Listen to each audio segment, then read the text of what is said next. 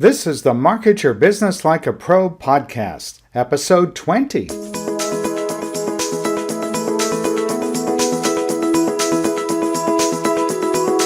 Welcome to the Market Your Business Like a Pro podcast with Countess. Ken is an internationally recognized marketing expert. This podcast will give you tips on how to market your business more effectively than ever before to help you make more money, whether you're just starting out or have been in business for years. And now, here's Countess.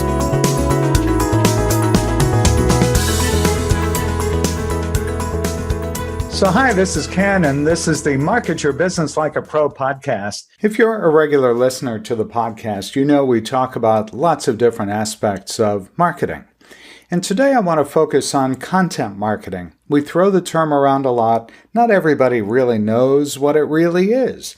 So I have a special guest. Her name is Sarah Risterselli. She's the co-founder of Orlando Content Marketing, and we'll talk about content marketing. But to start things off, I just want to provide a quick definition. Content marketing basically is when you use digital tools to share your story so that you can get people to become fans of your business and inspire action.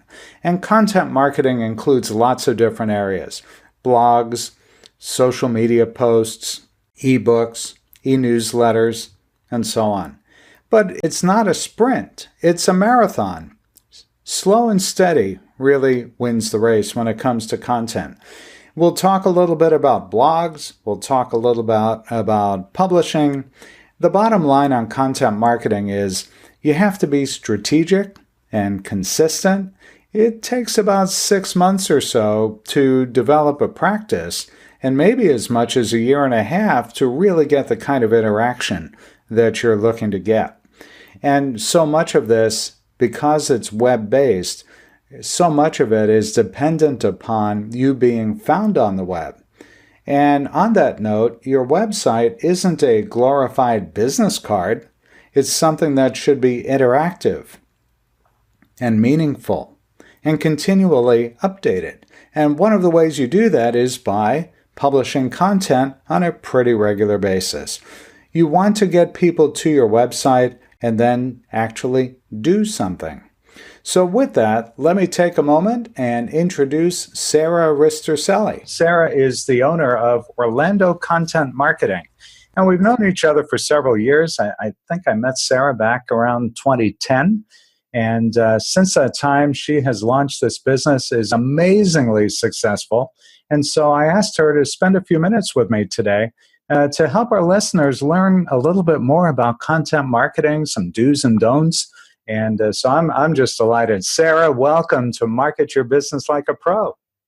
Thank you so much for having me on, Ken. It's really nice to be on your podcast. Yeah, thanks. And tell our listeners, what is it that made you get into what you're doing today? Well, I have always worked in publishing, and I love writing and I love telling stories.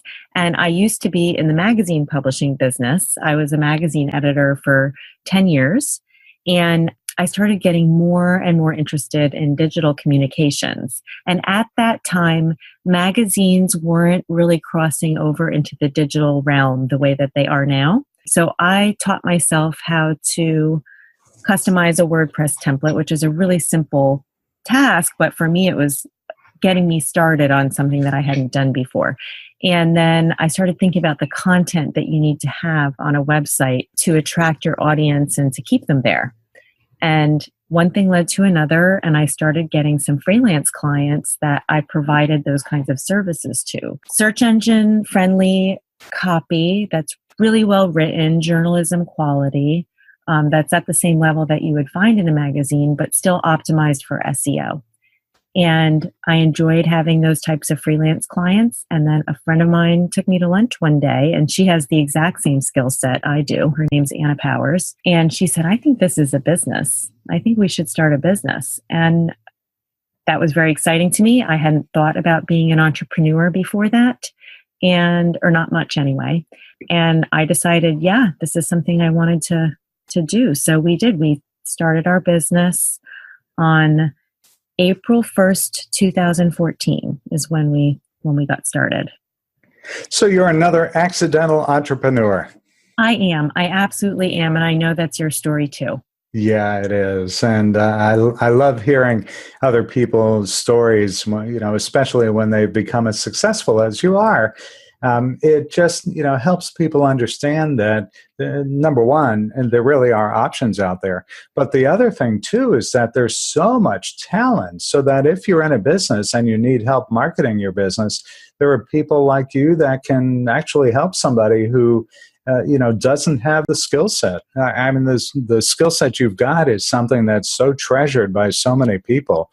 I mean, just, when you think about the number of times that you may have writer's block, I know I get that all the time. And so having someone who does it for a living and is so good at it is such a great person to have on the team, whether on a freelance basis or contract or retainer or what have you. Yeah. Yep. So tell us, what are the top 3 things that you think our listeners ought to know about content and content marketing? Well, the first thing is that content marketing is a long game. It's not normally going to get you instant results in terms of sales or other types of conversions. And that's okay. Not everything needs to be a viral solution.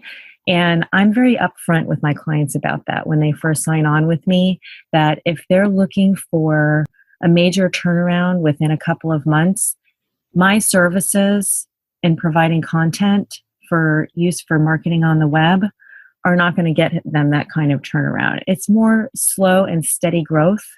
And it is very effective. I watch it happen with my clients that when we are really diligent and producing high quality content and doing the right things to make sure that we get readers for that content, it makes a difference over time, but it's not a viral solution. And I'm sure your clients value your honesty with that. Something that is an overnight success can also be an overnight failure. So it's almost a matter of the tortoise and the hare. The Yes. tends to win the game. Yes. Yeah, I agree with your point there. Which reminds me, by the way, of one of the PowerPoint decks that we talked about a couple of years back. And I know that you illustrated that. It's a tortoise and the hare kind of a game. Yes, that's right. I remember that now. That was for Orlando Main Street. Exactly. So tell me, what are the things, Sarah, that both experienced and newbie business owners should know about content marketing and how content really can help them market their business? When you have a business, you have to think about your brand. And I know that branding is a buzzword and that people talk about it all the time in all different contexts. In the context of content marketing, it has to do with a clearly defined voice to your written content that tells the story of your business and connects with your unique audience. And there is such a value in having the right copy in your marketing materials, whether it's your e-newsletter, your website, your blog, your brochures, everything that you do to market your business, your ads, whatever it is, to have a certain level of consistency there that is original to your business and connects with the audience. Excellent. So what about for the do-it-yourselfers? What kinds of things should they look out for? So DIY is a great way to go for a lot of businesses. If you have a small business and your marketing budget doesn't allow for bringing in a professional content marketer, there's a lot you can do. On my website, I have a blog. My website is orlandocontentmarketing.com, by the way, but we have a blog that's simply called Marketing Tips, and it tells our readers what they can do to use content marketing effectively to develop their own content. And my blog is just one resource. There are so many incredible resources online, and I actually have learned a lot from those various online resources. And I've also taken online classes. Everything I know, I learned. And when I work with a client, I want to impart to them everything that I've learned so that they get to a point where they don't need me. But the same applies for someone who can't necessarily afford to hire Orlando Content Marketing or another content provider. everything that they need to learn is out there and available for them. Such a great point. And one of the things that came to mind as you were talking, Sarah, was that blogs have been around forever. I mean, I started working on the internet in 1992. It's over 25 years ago. And blogs back then were pretty big. And then it seemed like they fell into disfavor for quite a while. But now blogging and content, for sure, they're really, really big when it comes to getting yourself found. Things, what content marketing will do for you is help with your SEO results. Would you mind spending a few minutes talking about that? There are so many things that you need to do for SEO to optimize your website that are technical. But one of the things that you can do if you don't have a technical skill set is create great content. The keywords, which are really phrases, not usually words, but the keywords that search engines look for when a person performs a search, that's what helps people find you. So if you have a page on your website that's optimized for a certain keyword, which means it appears a certain number of times and the alt tags on your images are your keyword, and there's a number of other things you can do, then Google searchers or Bing searchers are much more likely to find you. And when you write the copy for the page, it needs to be well written and interesting, but you also have to remember that Google is one of your audiences. You naturally think of your potential clients and customers as your audience, and you might even think of yourself as an audience for your website and the team that you work with. But Google itself is one of the most important audiences because without Google, they're not going to find you. That's such a great point. I hadn't had anybody talk about it that way, but that is so true. I mean, that's the first stop. If Google, can't index you properly, you're not going to get found. That's right. Yeah. Can you tell me about a couple of your favorite projects? One of my favorite projects, well, first I should say that I work on a retainer basis for most of my clients, so I'm providing ongoing services to them every month. But I do projects as well, individual standalone projects. And one of my favorites was for Valtech, which is an international agency that works in the retail space. And they wanted to produce a rather lengthy white paper on innovations in retail as relates to technology. And the writers in their various marketing departments on their global marketing team put together the content, and then it was for me to edit it and to turn it into almost a magazine form. And that was an extremely fun project. And there's a lot of reasons for that, but the main one is how much I learned while I was working on it. I approach every project as a journalist, so I'm doing a lot of research. So even if it's a topic that I'm not totally familiar with, and I would say, AR, VR experiences in retail is not my area of expertise, but I was able to work on that project and feel pretty good about what I was doing for Valtech because I put the research in and took the time to understand the material as well as it needed to be in order to produce something great. And what's even better, and I always tell people you should measure your results. You don't want to just throw it against the wall and see what sticks. So what was wonderful about this project is once the white paper was published, it became an incredible tool for Valtech to use with their clients around the world, and it helped them get new clients. So it's great that I enjoyed working on the project. It's also just as good, if not more important, that the client benefited from the work that I did. Yeah, totally. Do you have a sweet spot? Is there one particular area that you absolutely love to work in? I like to work across all genres. That's what keeps it interesting for me. In the past 2 years, I've had quite a few clients who are attorneys, and I really love working with attorneys. Every single attorney that I've worked with is so smart, and the work that they do is so interesting to me that finding original ways to tell their stories for their web marketing materials is very inspiring to me. Excellent. Let's talk about how you market your business. Well, They always say the shoemaker's daughter has no shoes. And I have worked hard to not fall into that. We do blog very regularly on our website, the blog I mentioned earlier called Marketing Tips. And we do 2 posts per month. 4 would be better, but right now we're doing 2. And we actively promote that content across the web. We have a thriving Instagram account and a pretty solid following locally. And I'm happy to see how Instagram has worked out for us. It's definitely helped people find Orlando Content Marketing, as has Twitter and Facebook. People have found us through those different social media channels. Well, it's such great work that you do. I'm not surprised that people are finding you based on the things that you do. And here's an opportunity for your shameless plug. How can people best reach you?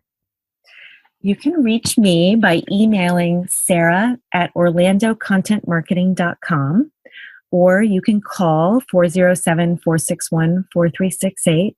And of course, there's our website, which is orlandocontentmarketing.com. Excellent. So among the things we talked about, Sarah, are that content can get you a clearly defined voice to really help you market your business more effectively. Number 2, that Google is a very important audience.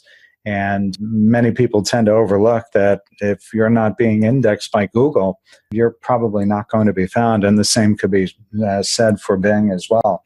And also how important a blog is, to blog on a regular basis and then go ahead and promote your blog as you do with Instagram and Twitter and Facebook and so on. Well, the takeaways that you just shared are exactly the things that I think are important and that I hope that the listeners for this podcast take away. And I'm sure they will. So, Sarah, thanks so much for joining me today. It's really been a delight having you with me. And I look forward to our next conversation. Thank you so much, Ken. Well, content marketing really is critical these days when it comes to marketing your business. You do want to be found on the web, and content marketing is the way to make that happen. So before we put the wraps on this episode, it's hard to believe that this is episode 20. We've been at this for a bit now.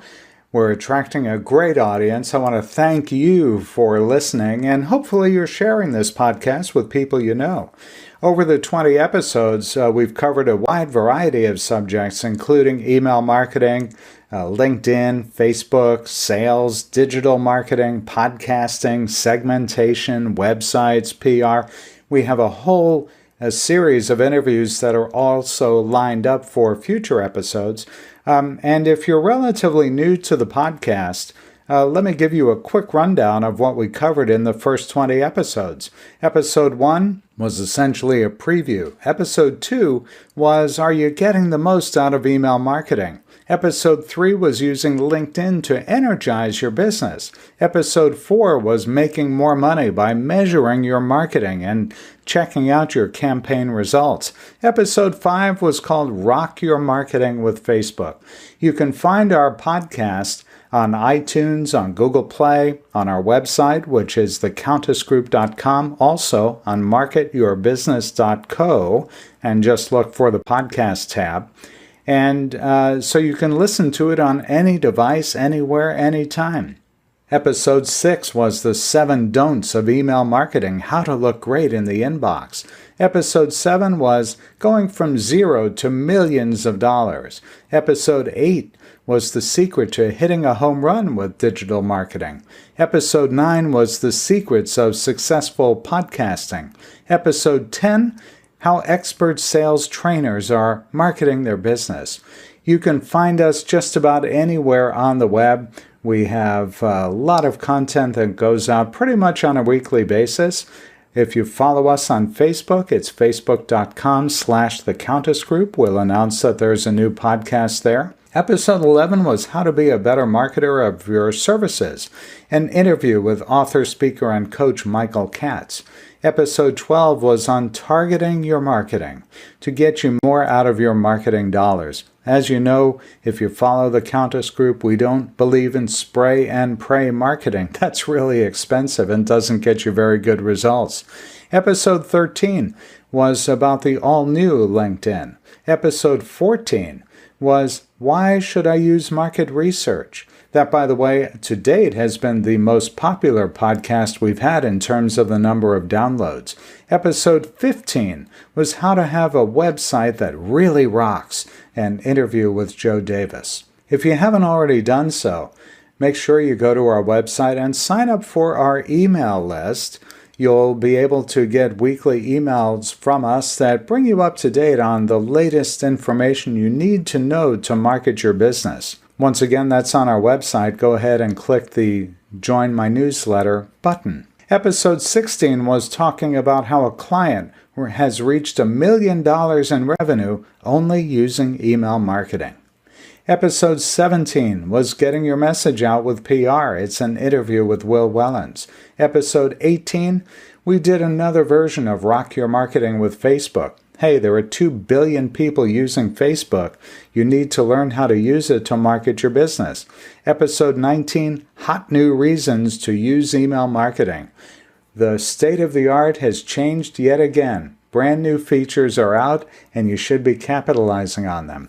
And by the way, as one of Constant Contact's certified experts, reach out to me if you're currently using email marketing, any platform, and you're not getting the results you're looking for. Reach out to me. Let me give you a free consultation and give you some pointers on how to get better results from your email marketing.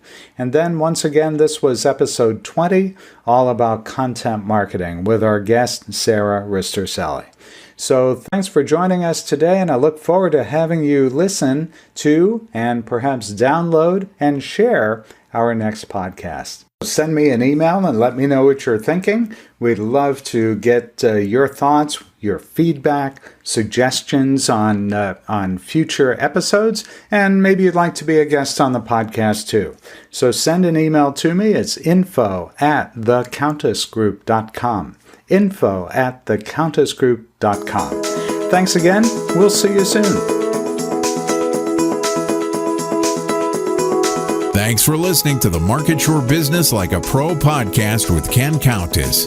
Be sure to visit marketyourbusiness.co to access show notes, discover our fantastic content, and sign up for our mailing list. Have questions? Send Ken an email, ken@thecountessgroup.com, or Twitter @CountessGroup. See you next time.